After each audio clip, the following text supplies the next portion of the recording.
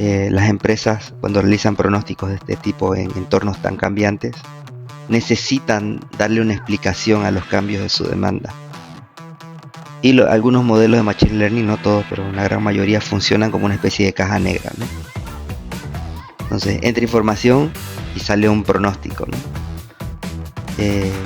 Mientras que en los modelos clásicos estadísticos queda mucho más clara cuál es la relación entre las variables de entrada y las variables de salida. Entonces eso me permite hacer ciertos ajustes en los modelos, ¿no? Bienvenido a un nuevo episodio en The Supply Chain.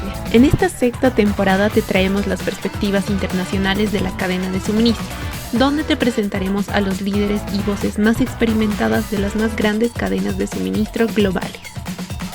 Comenzó su carrera en Sofía Limitada, donde ocupó roles fundamentales en la gestión de almacenes y optimización de procesos logísticos. Yo acabo de cumplir 21 años cuando me pusieron a la cabeza de este equipo. Posteriormente se desempeñó como consultor en el Tecnológico de Monterrey. Una experiencia también muy enriquecedora. Me tocó participar en varios proyectos con la industria. Con una base sólida en logística, asumió el rol de subgerente nacional de logística de distribución en Grupo Venab. Si bien yo había tenido un acercamiento con la planificación durante mi formación académica, cuando estoy en Venado es donde realmente empiezo a poner en práctica todo lo que terminé, creo, desarrollando posteriormente en cuanto a mi carrera. Luego se unió a Pilandina S.A.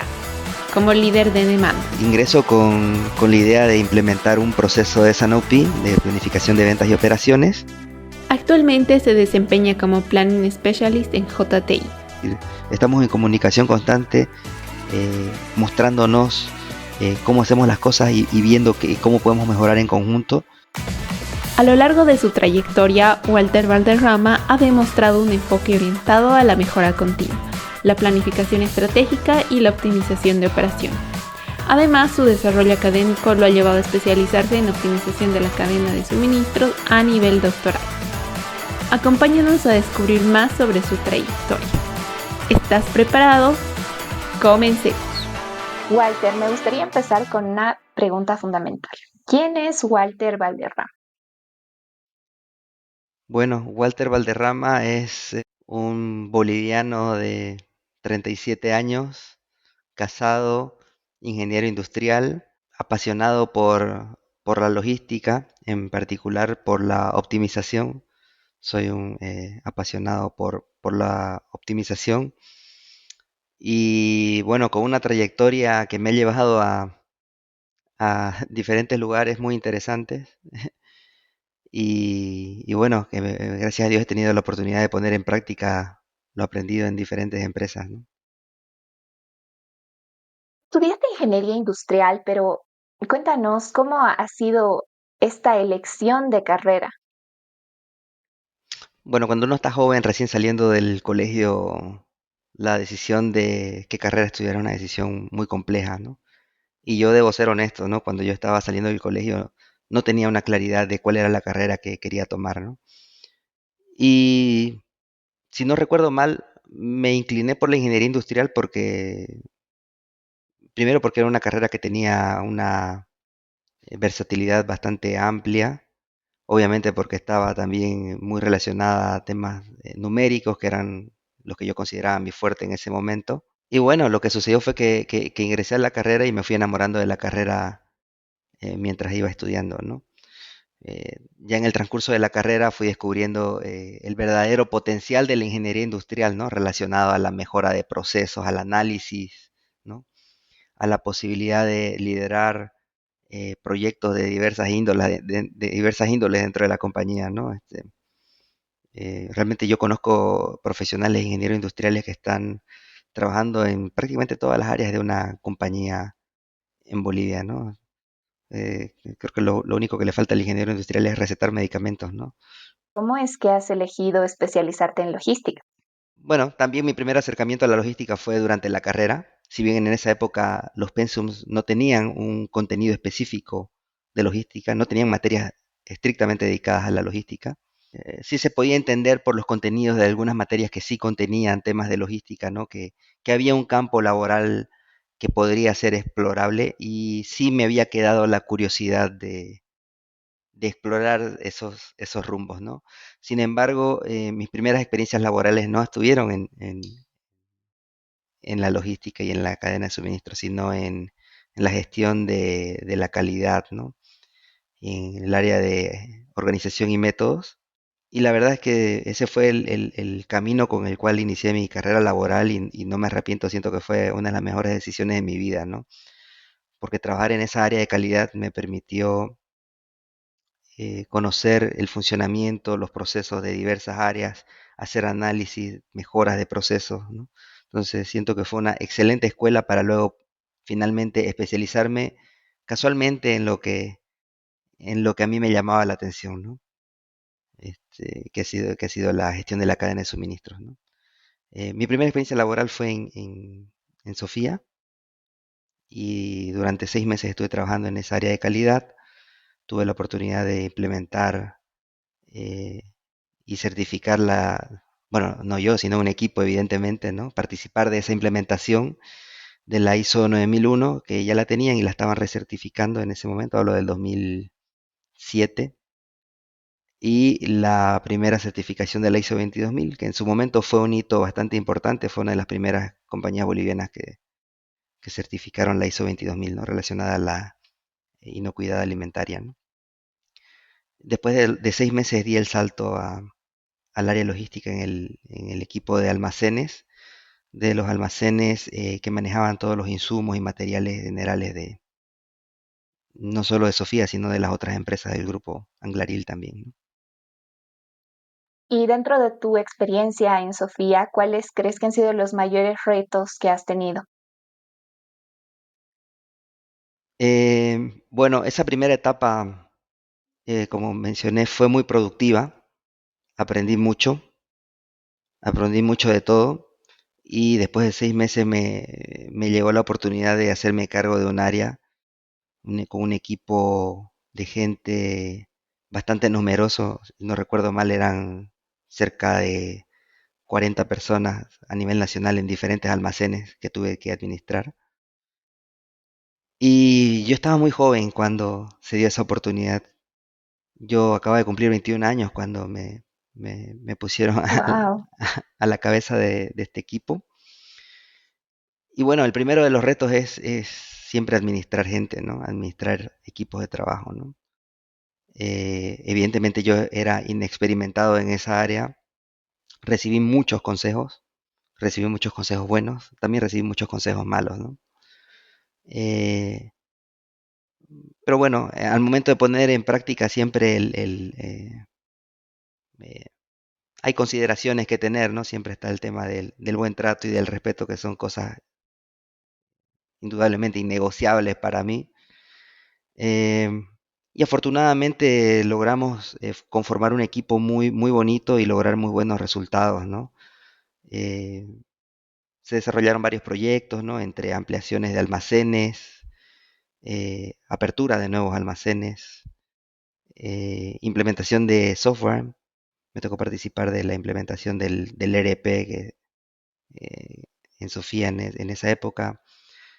Eso también creo me ayudó a desarrollar ciertas habilidades que me fueron ayudando posteriormente en mi carrera, porque al ser líder usuario en una implementación de software significa que no solamente me tocó diseñar procesos, sino que luego me tocó capacitar a mucha gente, ¿no?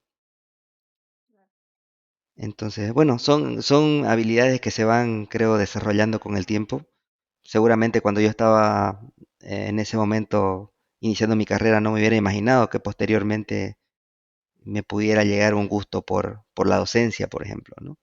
Pero sin duda que esa experiencia aportó a que eventualmente lleguemos a ese punto, ¿no? Wow. Y, o sea, después de esta experiencia laboral que has tenido, entiendo que has empezado con tu maestría, ¿verdad? ¿Nos puedes comentar un poco acerca de eso? Sí, en ese periodo en Sofía, si bien yo estaba en el equipo de almacenes, me di cuenta que el área de logística tenía relación con muchas áreas de la empresa, ¿no? Entonces vi necesario empezar a capacitarme en diversos rubros, ¿no? Uno de los una de las capacitaciones más importantes que hice fue, sí, el MBA, que lo hice en la Universidad Gabriel René Moreno. Evidentemente el MBA es una herramienta importante que me permite, digamos, abrir la mente en diferentes direcciones, ¿no? Pero también tuve la oportunidad de hacer otros cursos de especialización en ese momento, porque yo los veía necesario para los trabajos y los proyectos que estaba realizando en su momento, ¿no? Yo también realicé algunos cursos de posgrado en proyectos, en finanzas, durante esa misma época, ¿no? En total, mi experiencia en Sofía duró aproximadamente entre 3 y 4 años, y, y luego apareció el TEC de Monterrey. Wow, cuéntanos eso. ¿Cómo es que has llegado al TEC y de qué forma esta experiencia ha aportado a tu carrera profesional? Sí, justamente después de haber hecho estos cursos de especialización, me di cuenta de que quería continuar mi carrera en la gestión de la cadena de suministro y me di cuenta de que en otros países se estaba trabajando ya a un nivel de profundidad mucho mayor al que, como te imaginarás, se trabajaba en Bolivia, hablo en la época de los 2000, ¿no? Estábamos hablando en la época del 2000, había bastante precariedad en temas de sistemas informáticos, de formación, incluso aquí en Bolivia, ¿no? Entonces empecé a buscar algunas alternativas afuera, no necesariamente con la idea de irme, pero sí con la idea de hacer algún curso, alguna maestría online en esa época. Entonces, a través de la Universidad Católica, logré hacer contacto con el TEC de Monterrey, sabía que habían exámenes de admisión, y en función de los resultados de estos exámenes se podía determinar algún tipo de ayuda económica o alguna beca, ¿no? Esto fue el 2010. Tuve que ir a La Paz a dar el examen de admisión y, y realmente no tuve noticias durante un periodo que yo lo sentí bastante largo, ¿no? Porque yo estaba evidentemente muy emocionado con la idea de hacer alguna maestría afuera y eventualmente recibí una llamada diciéndome que había la posibilidad de ir a México, ¿no? A hacer una maestría o a hacer un doctorado, ¿no? Entonces me explicaron ventajas, desventajas. eh, y bueno, debo admitir que también vi la oportunidad y no hubo mucha oportunidad para dudar o para tomar la decisión. Realmente estaba yo Claro, muy emocionado y la acepté casi de inmediato, ¿no? Evidentemente eso implicó que tener que seguir todavía algunas etapas del proceso de admisión adicionales, ¿no? Algunas entrevistas, presentaciones, exposiciones, y después de eso, gracias a Dios, fui admitido. Y bueno, así es como concluyó lamentablemente, mi etapa en Sofía, que es una empresa a la cual yo le tengo un agradecimiento muy grande porque fue mi escuela, ¿no? Fue mi segunda universidad, ¿no? Digo yo. Eh, y bueno, se dio la oportunidad para ir a México, a una ciudad que se llama Toluca, que se encuentra muy cerca de la capital, en la cual el TEC de Monterrey, que por cierto tiene campus en todo el país de México, en la ciudad de Toluca contaba con un centro de investigación en ingeniería industrial, muy enfocado a gestión de la cadena de suministros, evidentemente, ¿no?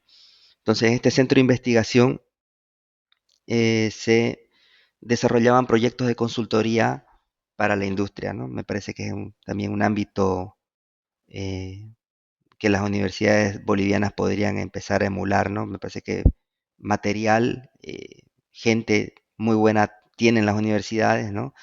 Quizás les ha faltado un poco explorar esa rama, ¿no? De colaborar con la industria, no solamente con la idea de desarrollar papers, no solamente con la idea de que entren los maestrantes o los doctorantes a la industria a hacer sus proyectos, sino también con la idea de generar recursos económicos, ¿no? Que me parece que era un componente importante para la universidad en su momento, ¿no?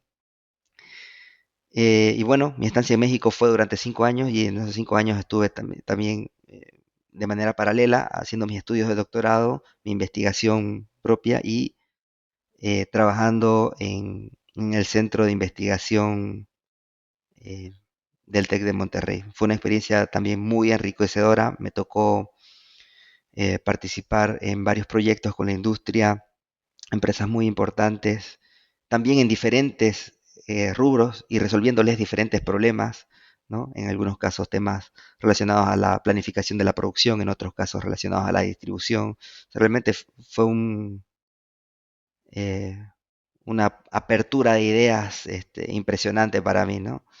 Em, no solamente desde el nivel académico, ¿no? Sino el hecho de poder tener esa convivencia con la industria de otro país y ver cómo se hacen las cosas en otro país, ¿no? Con un nivel de profesionalidad en ese momento, diría yo, un poco distinto, con un nivel de profundidad también en ese momento un poco distinto. Evidentemente, para esta época las cosas ya se han emparejado un poco más, pero sí, sin duda ha sido una de las mejores experiencias de mi vida. Qué increíble suena todo lo que nos acabas de contar. Me imagino que le has debido sacar el jugo a todo ese programa. Y bueno, después del programa, ya cuando vuelves, ¿cuál ha sido tu siguiente paso a nivel profesional? Sí, cuando regreso a Bolivia, eh, regreso y trabajo en Industrias Venado. Estuve como subgerente de logística y distribución. También fue un reto importante para mí por la magnitud del reto, ¿no? Estamos hablando de un equipo de 300 personas a nivel nacional, ¿no? Que incluían no solamente el área de almacenes y de distribución, sino también la planificación de toda la cadena de suministro, ¿no? Entonces, si bien yo había tenido un acercamiento con la planificación durante mi formación académica, cuando estoy en Venado es donde realmente empiezo a poner en práctica eh, todo lo que terminé, creo, desarrollando posteriormente en cuanto a mi carrera, que siento que ahora estoy mucho más enfocado, evidentemente, a la planificación. Todo ese trabajo creo lo empecé en Industrias Venado, ¿no? También tuvimos la oportunidad de realizar varios proyectos. Evidentemente, la experiencia en Venado fue diferente porque al estar en un cargo de sugerencia, el enfoque que tenía era mucho más estratégico, ¿no? Que táctico u operativo como había sido en ocasiones anteriores, ¿no?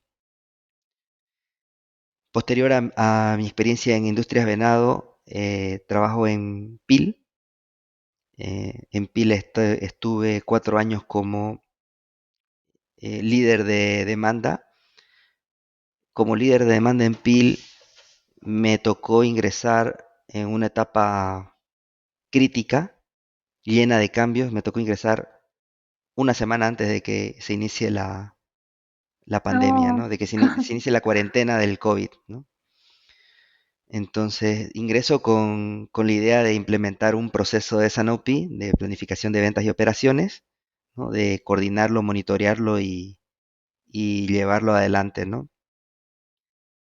Eh, Nuevos retos, ¿no? En PIL, con la cuarentena, trabajar prácticamente más de 6 meses desde casa y eh, casi todo el desarrollo del proyecto realmente realizarlo de manera virtual con gente que me conocía muy poco, ¿no? Porque habían tenido la oportunidad de presentarme y luego nos fuimos a trabajar desde casa. Entonces, fue una bonita oportunidad para ir también desarrollando nuevas habilidades, ¿no? De coordinación, de comunicación, ¿no? Evidentemente las áreas de planificación requieren mucho más de estas habilidades, ¿no? Además de lo técnico, evidentemente, ¿no? De poder tener una buena eh, capacidad de negociación con diferentes miembros del equipo de la empresa, ¿no? Porque un proceso de planificación de ventas y operaciones tiene relación con todas las áreas de la compañía, ¿no? El área comercial, de marketing, finanzas, producción, etcétera, ¿no? Logística, evidentemente, ¿no? Eh, y bueno, el proyecto duró aproximadamente medio año entre el diseño y el afinar detalles de cómo queríamos que se vea el proceso y finalmente lo lanzamos y fue un éxito rotundo. Fue un cambio, creo, importante para PIL, no solamente en términos de agregarle precisión a todos los planes, que era algo con lo que en su momento batallaba, sino también siento yo, un cambio cultural, que es algo que trabajamos bastante con el equipo durante el proyecto, ¿no? Cambio cultural en el sentido de poder tener una comunicación más abierta, de empezar a confiar en el número, ¿no? Porque creo que un error bastante frecuente en muchas empresas es cuando no tienen un proceso de planificación integrada, es que cada quien hace su planificación por su lado, ¿no? Y eso sabemos todos que trae un montón de complicaciones en el corto y en el largo plazo, ¿no? Y bueno, entonces decía cambio cultural, el tema de comunicación, de confiar en el número, de tener un cronograma bastante estricto de reuniones, de hacer que las reuniones tengan que las reuniones generen valor, de que tengan una agenda establecida, de que no nos vayamos por las ramas, que tengamos que conversar los temas que se tienen que discutir. Y nada de eso hubiera sido posible, creo yo, si no hubiera estado comprometido todo el equipo y si no hubiéramos tenido el apoyo de la alta gerencia, que siento que ha sido primordial, creo que ha sido el factor más importante de todos, ¿no? El saber que tenemos el respaldo del gerente general para el desarrollo de este proyecto y que él está alineado con los objetivos del proyecto y que él nos ayuda a que el resto de las áreas también terminen alineándose al proyecto, ¿no? Porque sí sé de algunas empresas que han implementado procesos similares y los procesos terminan quedando en desuso después de un tiempo muy corto porque ven que de repente es un proceso muy engorroso, lleno de actividades o no le ven el valor, ¿no? De repente el mismo gerente no le da la importancia que amerita y el proceso se termina diluyendo, se termina convirtiendo en una actividad más automatizada y sin ese enriquecimiento que le genera la conversación y el consenso, digamos, entre las diferentes partes de la compañía para lograr una buena planificación, ¿no? ¿Y cuáles crees tú que serían las claves o los puntos más importantes para un proceso de planificación integrado exitoso? Bueno, mencioné uno o mencioné un par, ¿no? El primero, y me parece que es el primordial, es el apoyo de la gerencia, ¿no? Que la gerencia esté alineada al proceso y que acompañe a todas las áreas a que se terminen alineando al proceso. El segundo, la comunicación. El tercer punto me parece que es clave es tener un único número. Si bien podemos manejar escenarios, ¿no? Cuando hablo de escenarios me refiero a tenemos un escenario base y podemos manejar un conjunto de escenarios paralelos con diversas posibilidades que nos pueden alterar el mercado o la operación, ¿no? de nuestra compañía. Pero entre todos los escenarios hay uno que es el base y hay uno es el que es el plan maestro y es ese plan por el cual todos nos vamos a regir. Y eso tiene que quedar bastante claro, ¿no? Que eso no significa que no tengamos la flexibilidad de movernos de un escenario a otro con facilidad, ¿no? También la empresa tiene que tener claro procedimentalmente cómo vamos a hacer una migración de una situación de repente estable a una situación inestable como la que estamos teniendo ahora, ¿no? Entonces la idea de tener esos escenarios paralelos es justamente tener ya mapeados un esquema de trabajo para migrar hacia esa nueva situación en caso de que suceda, ¿no? Después de trabajar tanto tiempo en PIL, ¿cómo es que decides cambiar de rubro y empezar tu trabajo en una nueva empresa? Sí, bueno, esto viene creo bastante ligado con el curso del GC que hice en el MIT, ¿no? Siento que este curso del cual tú también participaste nos ha dotado de herramientas muy importantes, ¿no? Y además de una visión mucho más globalista, ¿no? De lo que es la gestión de la cadena de suministro, ¿no?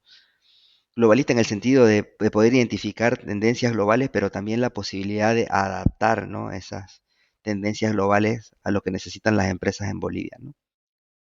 Entonces, en el desarrollo de este programa de posgrado, bueno, fueron haciendo algunas inquietudes de mi parte, ¿no? De poder ir viendo, explorar nuevos rubros dentro de la logística y se dio esta oportunidad en JTI, ¿no? Que es la empresa tabacalera del Japón, ¿no? Que comercializa productos como Camel y Winston, ¿no? Cigarrillos.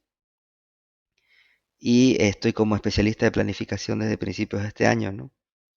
En mi cargo como especialista de planificación, bueno, tengo que coordinar similar a lo que hacía en PIL de la parte de demanda, ¿no? Coordinaba toda la parte de la planificación de la demanda, pero aquí también tengo que coordinar todo el abastecimiento, ¿no?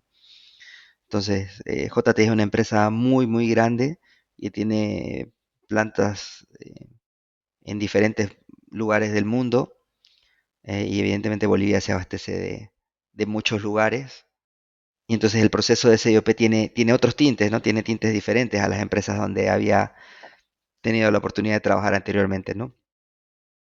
Primero, desde el punto de vista de la demanda, porque, bueno, en el rubro de los cigarrillos está el componente del contrabando, que es un componente muy fuerte, ¿no?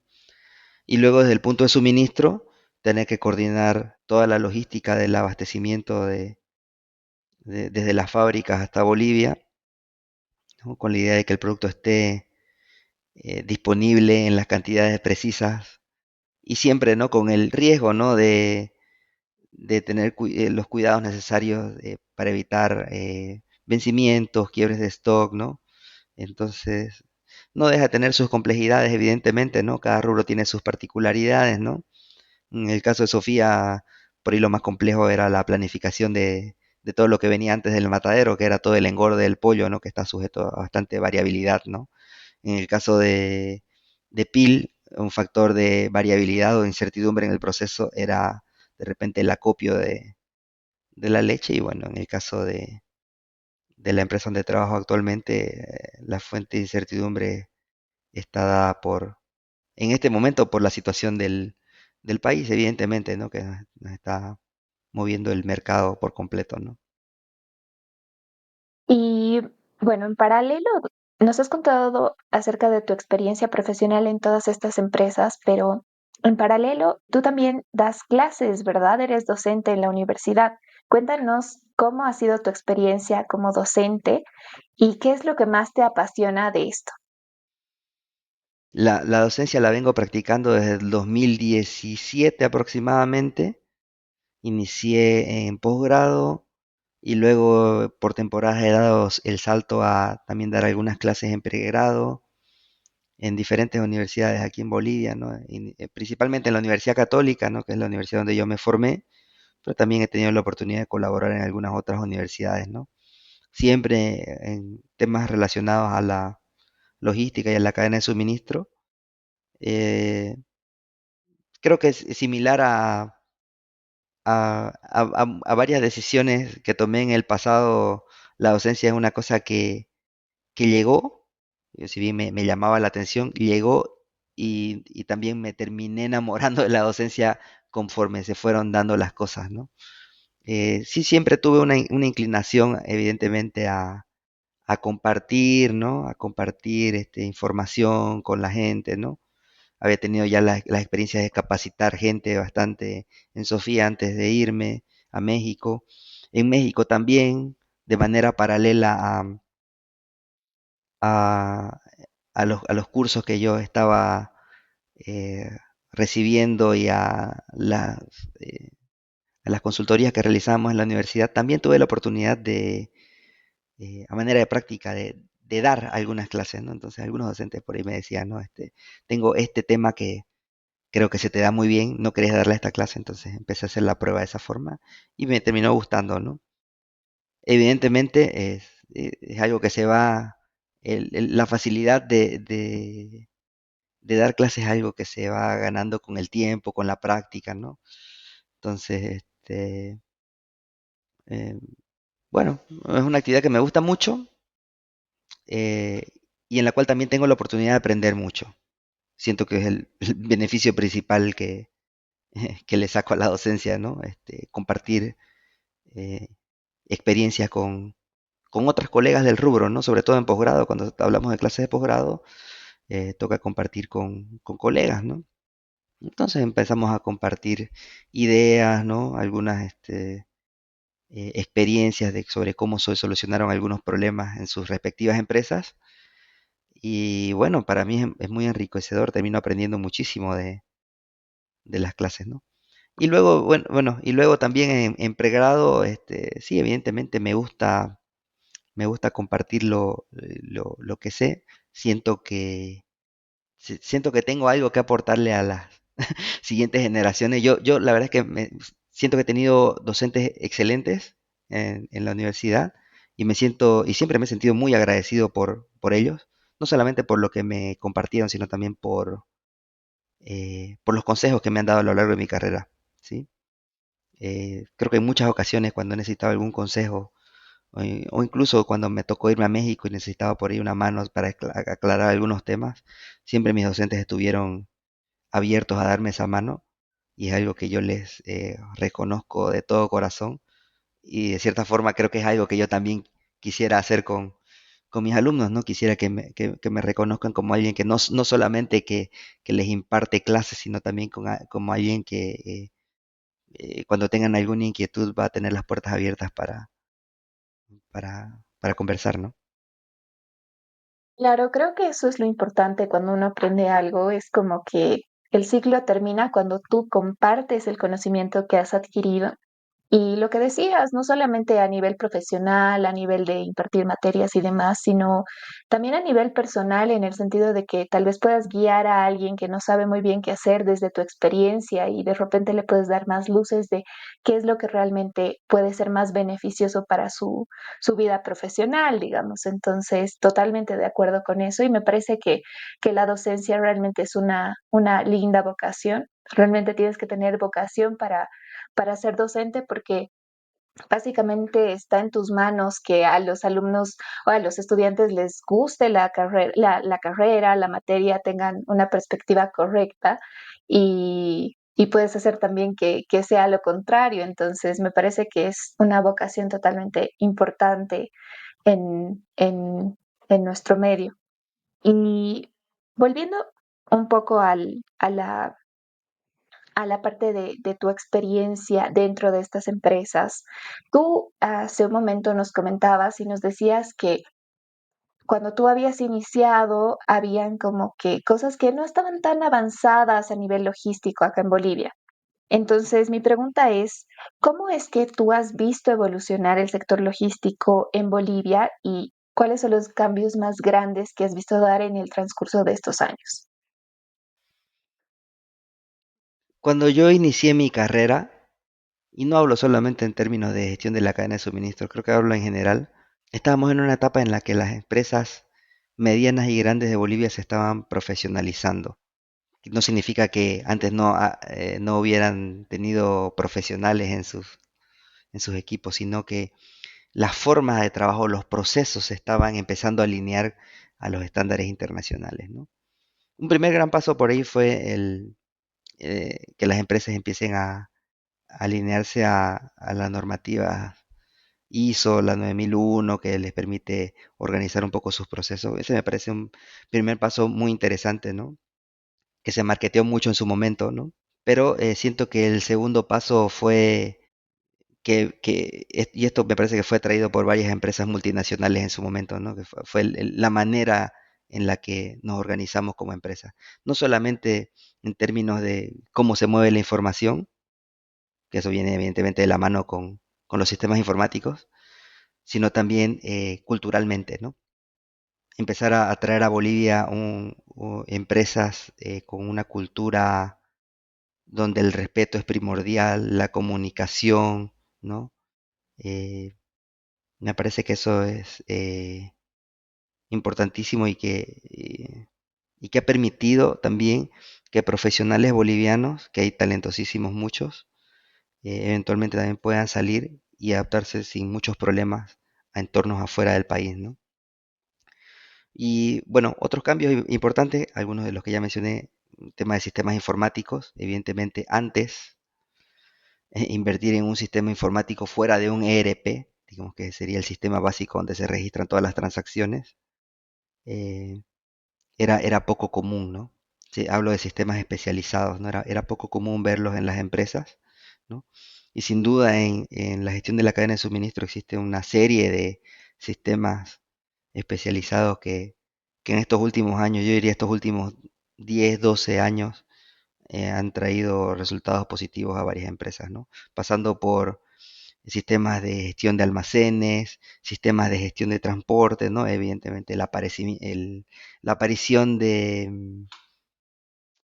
del GPS, ¿no? Permitir geolocalizar a los clientes, hacer un seguimiento, un monitoreo más cercano a la distribución, no solamente en términos de ubicación, sino también puede ser en términos de calidad del producto, de temperatura del producto durante la distribución.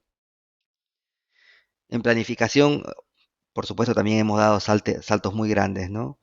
Eh, eh, Sistemas relacionados a la gestión de la planificación, desde la gestión de la demanda y realizando toda la integración hacia planes de producción y planes de distribución. eh, También fueron apareciendo en estos últimos años. Si bien SAP ya tenía un módulo desde hace bastante tiempo, fueron apareciendo algunas otras opciones. Me parece que ahora el mercado boliviano está bastante diverso en ese sentido, y hay muy buenas opciones, ¿no? Eh, Ahora, ese es un software de gestión de la planificación, ¿no? También hay software que son especializados netamente en hacer pronósticos, ¿no? En temas de pronósticos, han aparecido estos últimos años los modelos de Machine Learning que están bastante en uso. Yo debo decir que si bien he tenido la oportunidad de trabajar con ellos, todavía no me siento 100% cómodo aplicándolos en entornos como Bolivia, porque siento que en Bolivia las empresas, cuando realizan pronósticos de este tipo en entornos tan cambiantes, necesitan darle una explicación a los cambios de su demanda. Y algunos modelos de Machine Learning, no todos, pero una gran mayoría, funcionan como una especie de caja negra, ¿no? Entonces, entra información y sale un pronóstico, ¿no? Eh, Mientras que en los modelos clásicos estadísticos queda mucho más clara cuál es la relación entre las variables de entrada y las variables de salida. Entonces eso me permite hacer ciertos ajustes en los modelos, ¿no? Para obtener lo que yo necesito, ¿no? El problema de Machine Learning es que al funcionar como una caja negra, en algunas ocasiones, cuando las empresas necesitan entender a profundidad el modelo, la persona que lo desarrolló no siempre tiene la capacidad de explicarlo, ¿no? No solamente de explicar cuál ha sido el procedimiento, sino también de explicar cuál ha sido la relación entre las variables de entrada y las variables de salida. Entonces, sale el pronóstico y ¿por qué salió así? Porque así salió el modelo, ¿no? Entonces, creo que todavía hay oportunidades ahí. Eh, Estoy seguro de que tiene aplicaciones muy buenas en Bolivia ya y sobre todo en países mucho más desarrollados donde las demandas son mucho más estables, pero en entornos tan dinámicos como y tan llenos de variables externas que también son muy difíciles de mapear aquí en Bolivia, me parece que eh, todavía hay algunas oportunidades de mejora, ¿no? No significa que no los vayamos a utilizar, ¿no? De hecho, eh, actualmente estoy haciendo algunas pruebas para la empresa donde trabajo con la posibilidad de implementar algo relacionado, pero eh, me parece que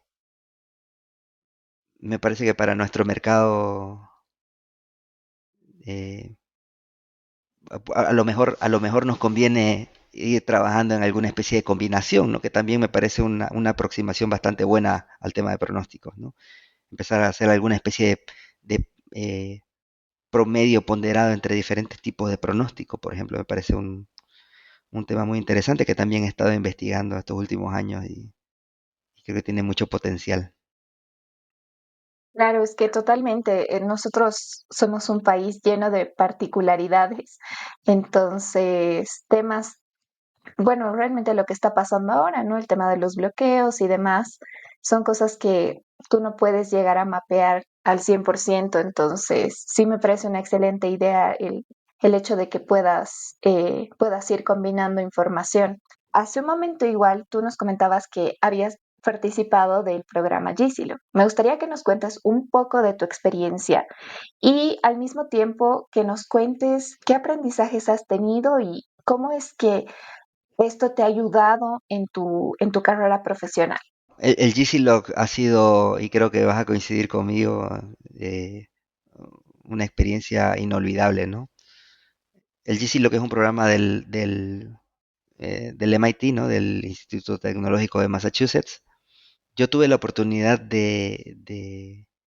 de trabajar con Christopher Mejía cuando estaba haciendo mi doctorado en México. Él también estaba desarrollando su tesis doctoral. Evidentemente él iba un poco más avanzado que yo.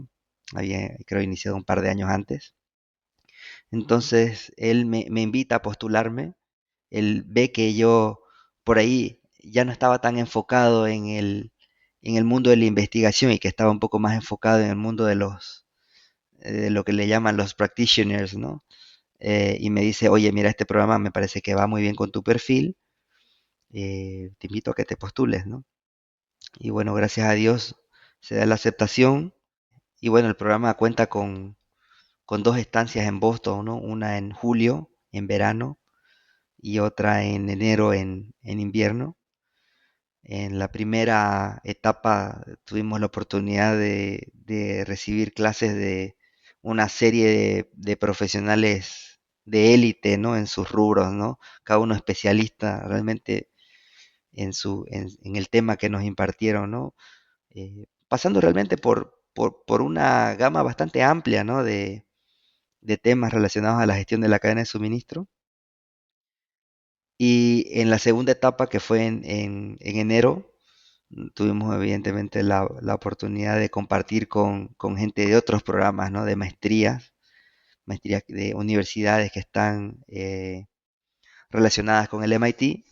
Y entonces también hubo una serie de charlas de gente un poco más involucrada en la industria, ¿no? Gente con cargos gerenciales en empresas, de las empresas más grandes a nivel mundial, ¿no? Entonces, el hecho de poder escuchar de primera mano historias, consejos, experiencias de estas personas, evidentemente es una experiencia que me faltan las palabras, ¿no? Para recomendarla. Y luego está el otro componente de compartir con gente de diferentes lugares del mundo, ¿no? En una primera etapa con gente de toda Latinoamérica, ¿no? Poder hacer networking con gente de toda Latinoamérica y en una segunda etapa con gente de todo el mundo, ¿no? Había gente que estaba haciendo la maestría en el MIT, gente que estaba haciendo la maestría en España, en Luxemburgo, en China incluso, ¿no? Y nos tocaba desarrollar proyectos, eh, básicamente con los grupos mezclados, ¿no? Tocó compartir por lo menos con una persona de cada grupo, ¿no? En cada actividad. Entonces, la verdad que es un programa muy bien diseñado en todo sentido, una experiencia enriquecedora, además de cumplir el sueño, ¿no? De ir a una universidad tan prestigiosa como el MIT, ¿no? Que es, si no me equivoco, la universidad número uno en el rubro, ¿no? Y poder, en algunos casos, ¿no? Recibir clases de los que yo había considerado mis héroes de la logística, ¿no? La gente que ha escrito los libros, ¿no? Hemos recibido clases de la gente que escribió los libros de la logística, ¿no? Entonces, la verdad que es una experiencia que, como dije hace un momento, me faltan las palabras para describirla y me siento muy agradecido por haber podido ser parte de esa experiencia, ¿no? Totalmente, ha sido una experiencia increíble y, y bueno, ¿cómo ha influido esto a nivel profesional para ti cuando has vuelto? Claro, la oportunidad para trabajar en JTI me apareció justamente cuando estaba terminando el programa de GCLoc. Entonces, creo que venía bastante alineado con varias de las habilidades que habíamos adquirido en el programa, ¿no? Eh, no solamente desde el punto de vista técnico, digamos que sin duda lo reforzaron bastante bien, ¿no? Incluso con clases virtuales, ¿no? Sino desde el punto de vista de coordinar, de estructurar los proyectos, de comunicarse. Creo que tenía mucho foco en eso el programa y siento que las habilidades de comunicación son las que más he desarrollado durante el tiempo que estuve en Boston. Eh, También tuvimos que realizar un trabajo final en el GCLoc, un trabajo que también que tuvimos que realizar a distancia. Yo ya tenía un poquito de experiencia en eso, entonces también eh, por ahí un poco más fácil la coordinación, pero nuevamente el proyecto lo realizamos en una empresa en la cual nosotros no teníamos, digamos, incidencia de manera directa, pero no es una empresa en la que yo estaba trabajando, entonces un poquito me remontó a las épocas en las que estaba realizando proyectos de investigación en México, ¿no? Pero sí, JTI es una empresa que siento que va muy alineada a mis objetivos profesionales actualmente. Es una empresa que se toma muy, muy en serio el tema de valores y de cultura. La verdad es que me siento muy orgulloso de pertenecer a esta empresa en este momento. Además de que el puesto en el que estoy actualmente me permite coordinar con gente de todo el mundo, ¿no? Incluso con gente de las oficinas corporativas, ¿no? Tener una comunicación más directa eh, y de poder importar y exportar buenas prácticas, ¿no? Es decir, estamos en comunicación constante, mostrándonos cómo hacemos las cosas y viendo cómo podemos mejorar en conjunto y también intentando mantener digamos, un estándar de calidad bastante uniforme en todas nuestras operaciones, ¿no? No solamente en términos del producto, evidentemente, ¿no? Sino también en términos de cómo nos manejamos en el día a día, ¿no? Y eso me parece valiosísimo porque siento que vamos creciendo en conjunto y no solo individualmente, ¿no? Pero aparte de eso, el tema cultural de la compañía incluye varios puntos que no solamente tienen que ver con el clima laboral, sino también con eh, un reto, ¿no? Con un reto, ¿no? De, de pedirnos a los empleados de que estemos constantemente saliendo del status quo, que estemos buscando constantemente iniciativas de mejora en los proyectos, en nuestros procesos, porque estemos buscando proyectos, que estemos buscando colaboraciones, eh, y me parece espectacular, ¿no? Dentro de todas tus posiciones en estas diferentes empresas, has asumido roles de liderazgo, como nos contabas desde temprana edad. Imagino que han debido haber momentos súper estresantes. Cuéntanos cómo es que has aprendido a manejar esos puntos de estrés y si es que tienes, no sé, algún tip para mantener la claridad en ese momento y tratar de tomar las mejores decisiones. Bueno, no estamos libres del estrés, ¿no? Esto sucede en todas las compañías, hay épocas en las que tenemos cronogramas ajustados. Personalmente, a mí me gusta ser muy organizado en cuanto a mis tareas, ¿no? Si me permiten un tip para los profesionales, si es que no lo conocen, hay una aplicación de Microsoft que me parece muy buena, se llama Microsoft To Do.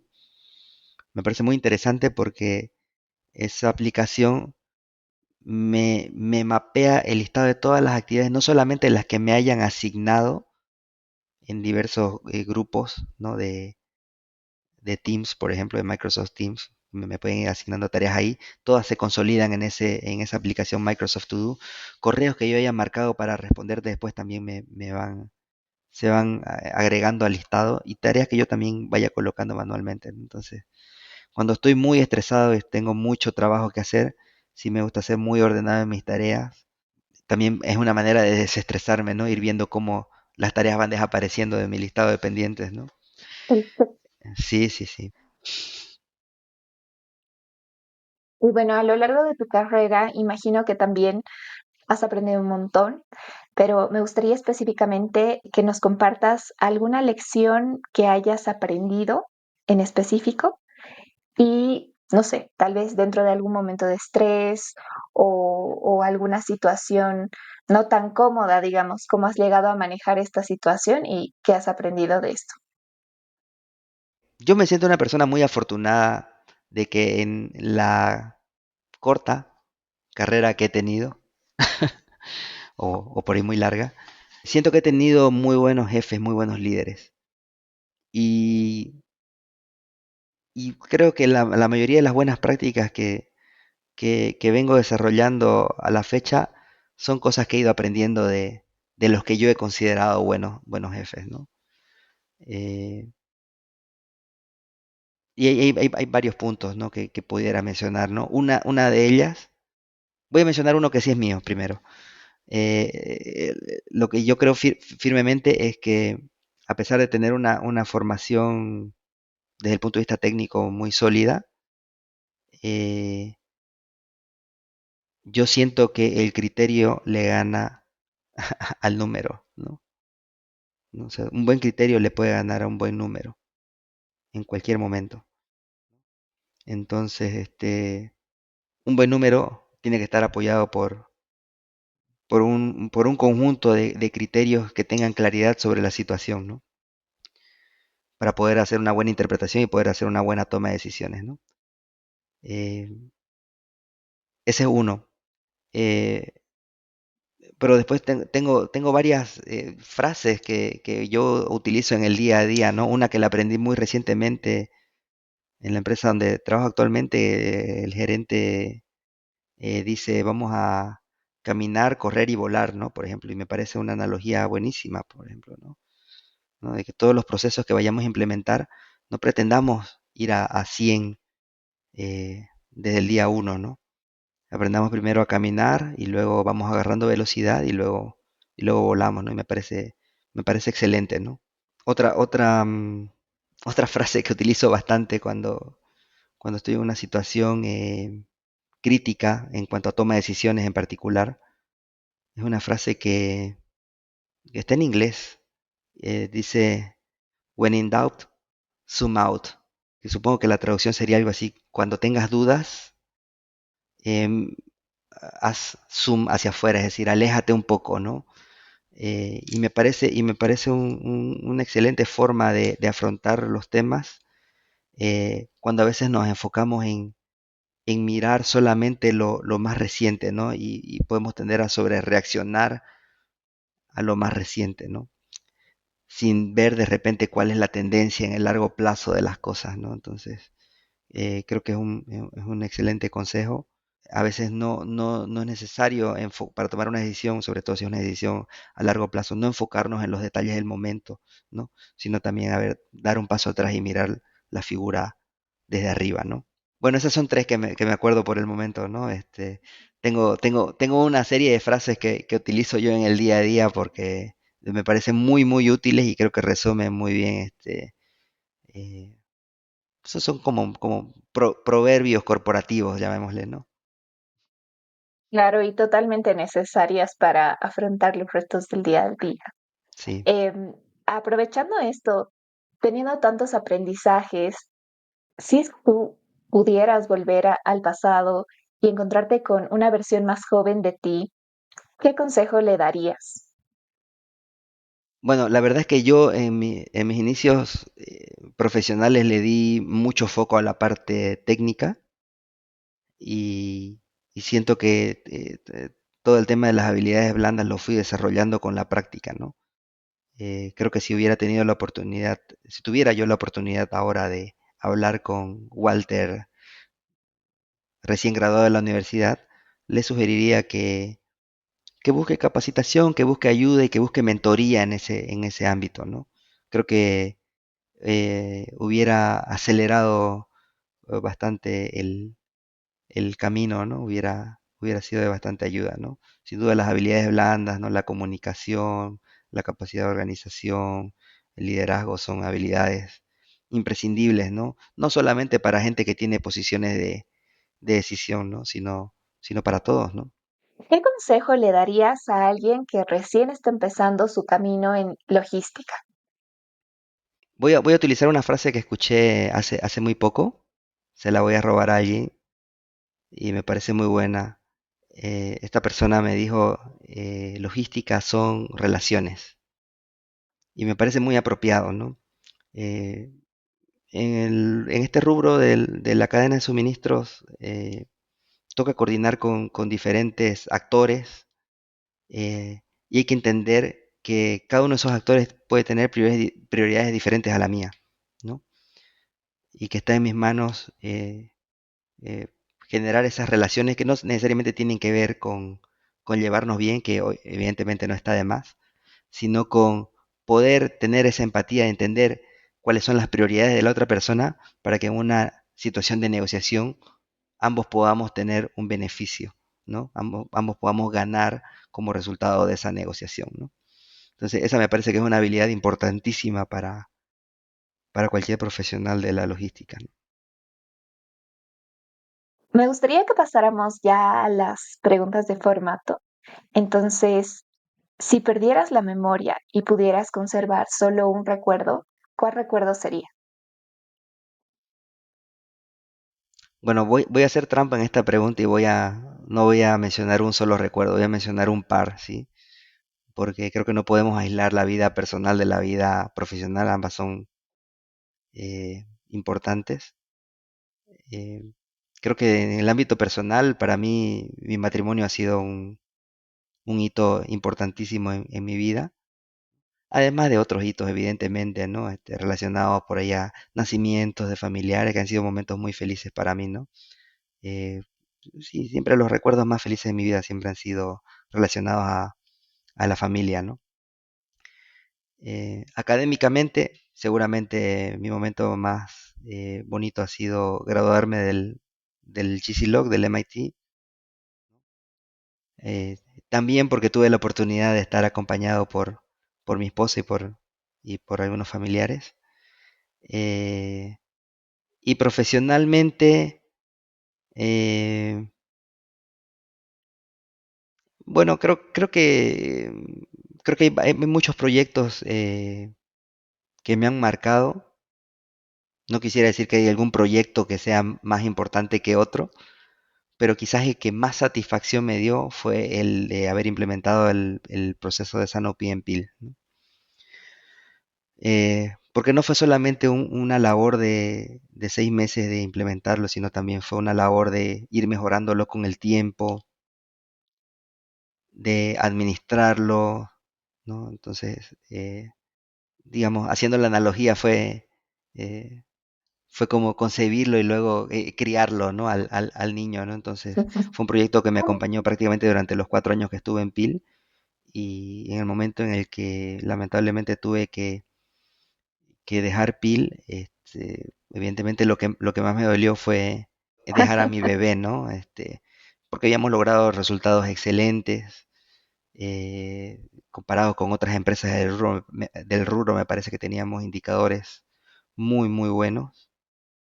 Me parece que habíamos llegado a un nivel de coordinación y de precisión en nuestros planes que es difícil de obtener, ¿no? Y que ojalá que en la empresa donde trabajo actualmente y en próximos emprendimientos pueda lograr resultados similares, ¿no? Estamos seguros de que así va a ser. Y para finalizar, me gustaría preguntarte, si tuvieras el poder de darle un mensaje a todo el mundo, ¿qué mensaje les dejarías? Que la vida laboral es una fuente de satisfacción muy grande, ¿sí? Por el tema de los logros, de generando logros, de ese sentimiento de haber cumplido, evidentemente por el tema económico también, pero que nunca puede ser más importante que la vida familiar. Entonces, yo me siento muy contento por todo lo que he logrado en mi vida académicamente, laboralmente durante todos estos años. Me siento muy contento, muy orgulloso y sé que mi familia también. Y realmente creo que lo que más satisfacción me da de toda esta carrera es ver a mi familia contenta por mí. Entonces, y además la oportunidad de tenerlos todavía cerca mío, ¿no? Creo que tener a la familia cerca para mí es algo innegociable. eh, no podría cambiarlo realmente por nada del mundo. Muchas gracias, Walter. Realmente he disfrutado muchísimo de la conversación. Estoy segura de que todos nuestros oyentes también van a disfrutar de todo lo que han aprendido, toda tu experiencia, todo lo que nos has compartido. Y nada, esperamos verte de nuevo aquí en el podcast más adelante. Y bueno, muchas gracias nuevamente. Muchísimas gracias, la verdad que estoy complacido, muy contento por la invitación. Yo personalmente soy seguidor del podcast, me parece una iniciativa espectacular y que venga de Bolivia además. Y te felicito, ¿no? por todo lo que estás logrando con el podcast. La verdad que para mí es una fuente de adquirir conocimiento impresionante. Y saludos a todos. Este capítulo fue producido por Camila Peñafiel. Como coordinador de marketing, Diego Villarreal. Coordinador de distribución, Roberto Márquez. Coordinador de proyectos, Hernando Márquez. Y como anfitriona, Ariana Bovarín. Si crees que este episodio puede ser útil para alguien más, no dudes en compartirlo. No olvides seguirnos en Spotify, Apple Podcast y YouTube para más contenido como este. También puedes conectarte con nosotros a través de Instagram y LinkedIn para estar al día con nuestras novedades. Nosotros somos The Supply Chainers. Gracias por escucharnos y hasta la próxima.